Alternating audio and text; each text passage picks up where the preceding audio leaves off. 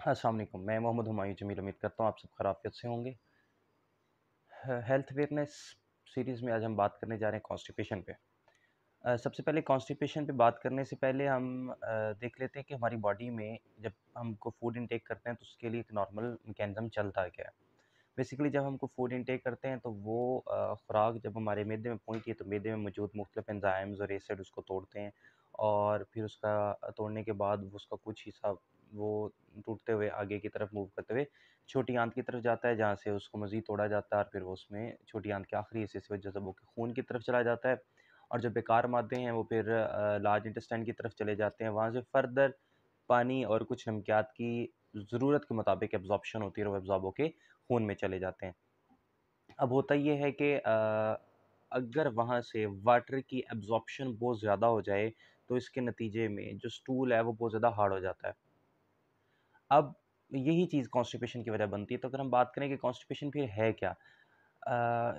अगर बहुत ज़्यादा हार्ड स्टूल पास हो रहा हो, स्टूल पास करने की फ्रीक्वेंसी बहुत ज़्यादा कम हो जाए, ठीक है?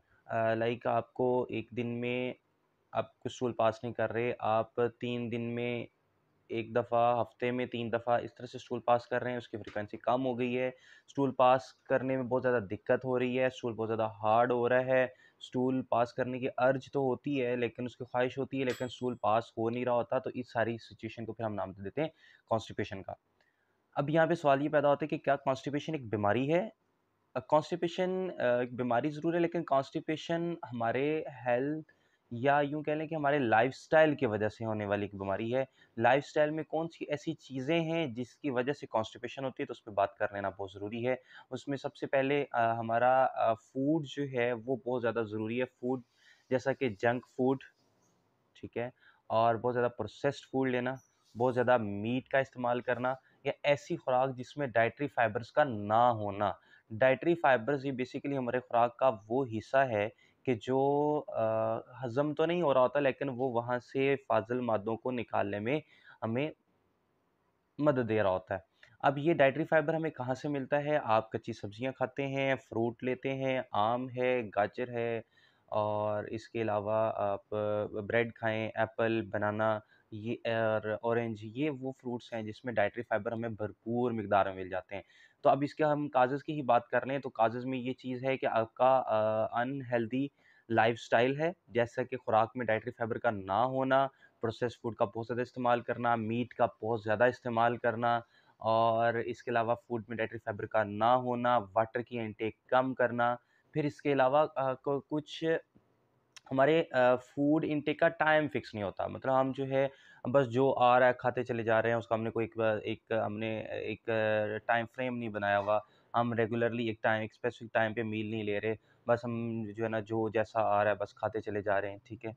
और फिर इसके अलावा हमारे पास कुछ और चीज़ें इसकी वजह बन जाती हैं, जैसे मैंने आपसे कहा कि वाटर की प्रॉपर इनटेक नहीं की जा रही होती। फिर बाज़ अवत ये होता है कि स्टूल पास करने की अर्ज होती है, हमें वॉश में जाने का में वो एक अर्ज क्रिएट हो रही होती है, लेकिन हम उसको रोके रखते हैं। बहुत देर तक जब उसको रोके रखते हैं, तो ये भी वजह बनती है फिर कॉन्स्टिपेशन की।